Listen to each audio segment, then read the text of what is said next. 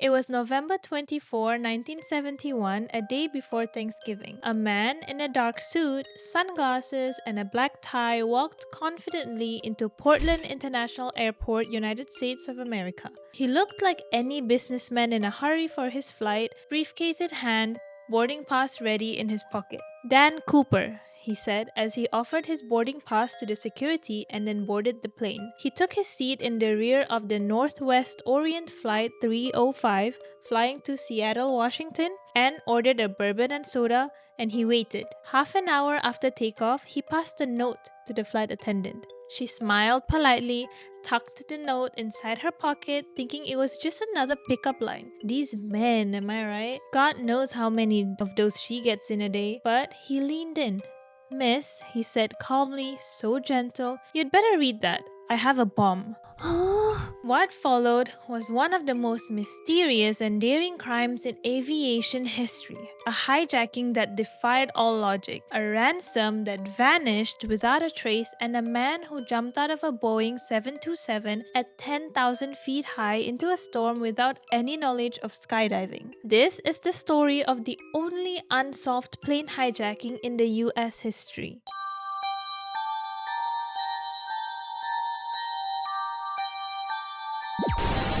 Content warning. This video includes description of violence, murder, death, rituals, and other supernatural content.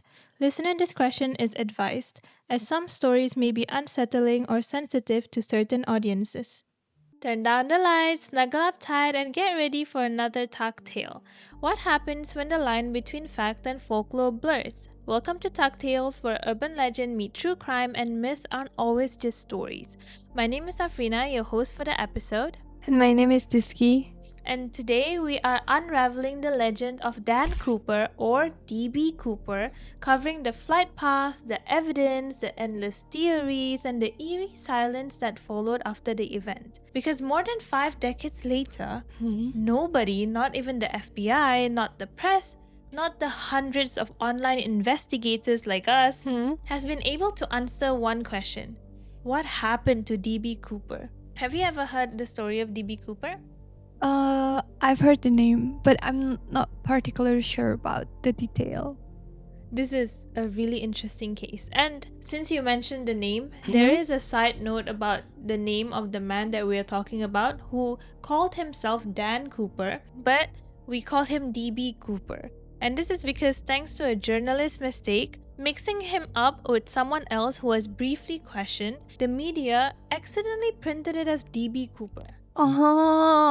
Now let's cut back to when DB Cooper gave the flight attendant, Florence Schaffner, the note. As soon as she heard what he said, she opened the note and it said, I have a bomb in my briefcase, plus want you to sit with me. But I don't understand how the airport didn't manage to catch that. This was a really long time ago in 1970 when 1970 when the technology and they didn't really screen anybody. So as she got the note, her eyes went wide. She looked at him, but his face was straight blank face. She took her seat beside him. Calmly, he retrieved his briefcase, opened it, and there it was, the contents of the bomb. Inside were 6 red sticks of dynamite connected by wires to a large battery. Oh my god, that's so crazy. It's like homemade bomb. Yeah. After showing her that it was all true, he told her to write down what he was saying to pass it on to the captain on the plane. He said, I want $200,000 in $20 bills by 5 p.m. in cash. Put it in a knapsack. I want 2 back parachutes and 2 front parachutes. When we land, I want a fuel truck ready to refuel. No funny stuff or I'll do the job. Crazy Demands. He even made them do something for his escape. Yeah. His escape, the truck, the parachutes. Frantically, the captain starts calling in the demands to land, and the airline and the FBI started their investigation. But no matter how much they searched for Dan Cooper, they couldn't find any data on him. They then decided, okay, you know what? We have to listen to the demands first because there are passengers in that plane. We can't risk their lives. So they collected cash from several banks in the country, which stalled the plane to fly around the airport for 2 hours.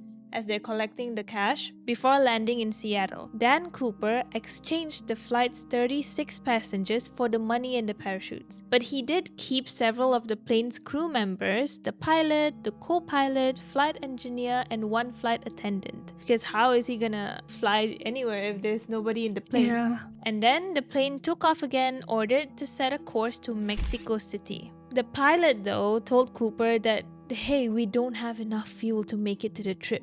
So they decided on a destination called Reno, and on the way there, Cooper set his plans in motion. He put his parachute on, he grabbed the bag of cash, removed his tie from his neck, left it in the plane, jumped out of the plane into the stormy night below. He brought with him an extra parachute and the letter he gave to the flight attendant, the bag of cash, and his bomb. And that's it. Poof.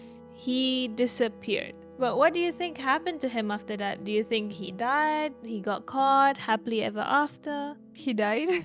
Your imagination just goes realistic and says that he died. Yeah. Because, like, he doesn't have any experience at the time, right? Yeah.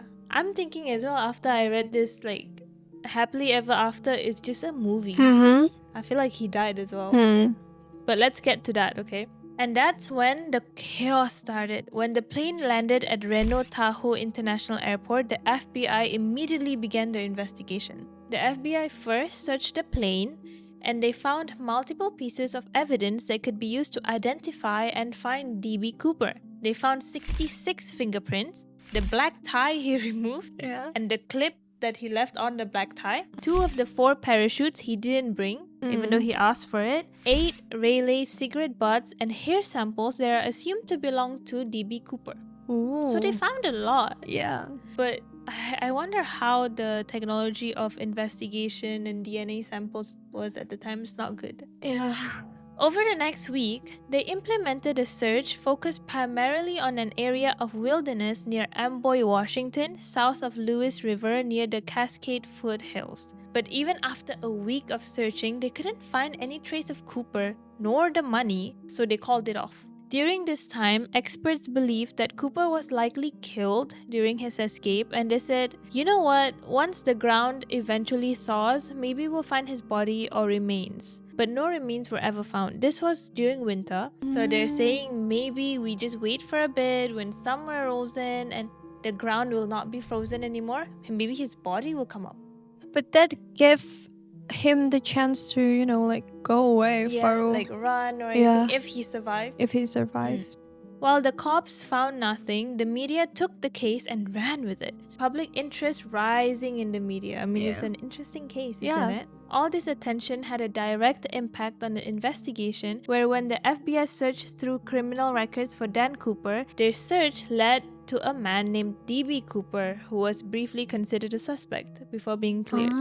Now, this is when the confusion of D.B. Cooper, Dan Cooper, and stuff came up. But now, because of the media, we call him D.B. Cooper. Oh, yeah, okay. Not having anything else to go over, the FBI released the serial numbers that was on the stolen cash to casinos all over the world and large businesses that has transactions daily. They give the money, they know the serial codes. So if he ever tries to use the money, they will know. But nothing came up.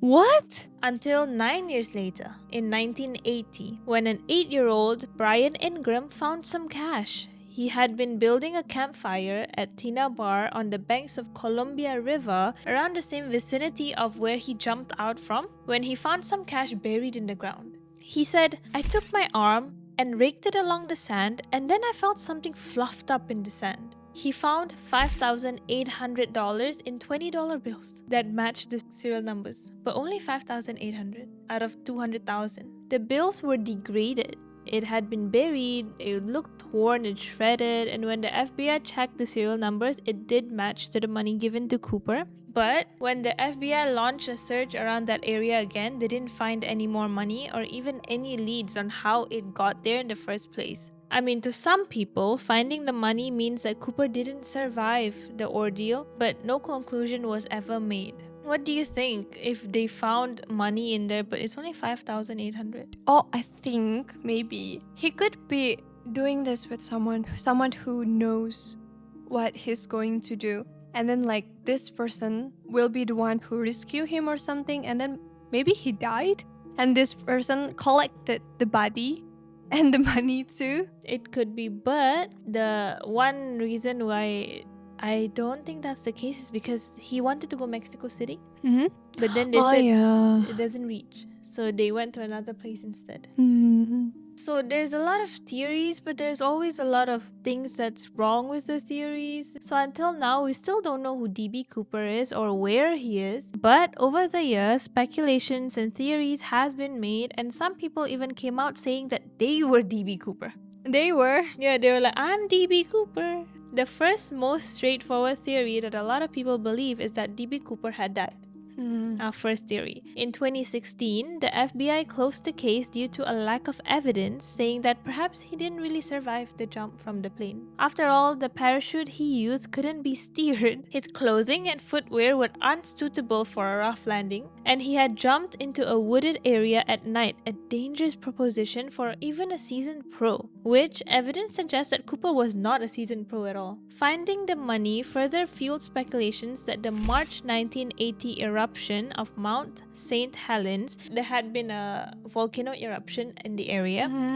Due to how close it had been to one of Cooper's possible landing sites, may have destroyed other evidence from the hijacking, which is why they only found $5,800 worth of cash. Maybe it's because of the volcano. Even though the case was closed in 2016, there were a lot of suspects that were considered, over 1,000 of them. In these cases, we always hear how many suspects there are. Thousands, hundreds of thousands, but never really the one. One of the suspects was known as William Gossett, a military veteran who had parachute training and reportedly owned a safety deposit box containing exactly $200,000. He was also known to have been obsessed with the case and even claimed that he was Cooper. In 2008, Gossett's son, Greg, told the reporter that he believed his father was Cooper. He said, in 1988, when I had just turned 21, my dad came up to me and told me, "Hey son, I just want you to know, in 1971, I hijacked a plane." Happy birthday, son. Your father is a criminal. But ultimately, the FBI didn't have any evidence to implicate him as DB Cooper, so they let him go. Richard McJoy Jr. had been one of the newer suspects that came up. Shante and Rick McCoy, Richard's children, had always suspected that their father may have been DB Cooper, but they never came out in the years before their mother died because they believed that she was his partner in crime. So they didn't want to incriminate their mother, but as their mother died, they went out to public and they're like, I feel like my dad is DB Cooper. They were worried of their mother's situation, I guess, if indeed they came forward with the knowledge. When she had passed, they then reached out to an amateur investigator called Dan Grider to tell their story. The YouTuber/investigator visited the McCoy's family house in 2022, which is really recent, and actually found a few things that could be like question mark. After a few hours of wandering around the house, they found a parachute in the storage unit that had the same unique alterations as the chutes in the Cooper hijacking. Really? Another thing that they have found was a logbook that aligned with Cooper's hijacking over Oregon as well as the Utah hijacking McCoy was convicted of that took place months later. So there's actually another hijack that happened a few months later, and McCoy is the one that was responsible for that hijacking. The crazy thing is, McCoy had a test jump on September 1972, 2 months before the Cooper heist, and again on March 1972, 1 month before the Utah hijacking that he was responsible for. So people are like, maybe he is also responsible for the Cooper hijacking, but we just don't know. Yeah. And then he did it again. McCoy was convicted of the Utah hijacking, but as there's no evidence to convict him of the Cooper hijacking, he was let go. And again, on April 1972, he took over a United Airlines Flight 855, another Boeing 727, en route from Newark, New Jersey to LA, California. He demanded $500,000 in cash, and then he parachuted out of the plane as soon as he had money. But eventually he got caught. So the MO is the same. He did exactly the same as DB Cooper. Yeah. But this guy got caught. McCoy was sentenced to 45 years in prison, but later broke out of maximum security with 3 other prisoners. He's so smart and Yeah. so resourceful. Yeah, he stole so much money, 500K. Mm. However, it hadn't been happily ever after, as the hijacker was eventually shot and killed by agents in his Virginia Beach home after being tracked down in 1974. After all that, the authorities had actually ruled him out as his physical appearance did not match the one the flight attendant had given the authorities. So many people argued this point, like he had sunglasses on, he could have changed his face, like we never know. But the police said that it didn't match the physical appearance, so they're like, it wouldn't be McCoy. I don't know how reliable that is actually. But another thing is, his alibi also seemed airtight. When the hijacking happened, he was with his family for Thanksgiving. Oh, so he wasn't in that place. Yeah, but families, they lie for you. Mm-hmm. There's so many alibis if we watch mystery shows, detective shows. The family is always gonna be like, yeah, he was with me. The one who protected them. Another thing is, McCoy's wife, the mother, said to her kids, she said that she actually planned the heist for him, and then she even drove him to the airport for the second heist. Which is why the kids were very scared to come forward in case they messed up and the mother is suddenly arrested for the crimes. And so there's so many suspects out there that I haven't even gone over yet, but for now, these are the most famous theories and suspects that I've gathered. So what do you think? I do believe that he's the father of the children that came out. But I feel like he's so fucking smart, bro. Like, yeah, he is. he managed to survive and then he got married, have kids, and like living a normal life at the time. Do you think he could have been another person but he lived happily ever after? Maybe it could be. But where's the money? Until now, the money hasn't been used. We don't know. And that's all for the story of DB Cooper. If you guys want a more detailed breakdown into each suspect, just let me know in the comments and I will do my best and give you an even more dissected case. But for now, this is the simplified version of DB Cooper, and I just find it super amusing that we never found evidence on him and his case remains unsolved until today. And so, if you're someone who loves creepy stories based on legends, just tune in for episodes in English with me as your host and in Indonesian with Diski on Tuesdays and mine's on Friday on every podcasting platform. And until next time, bye-bye! Bye!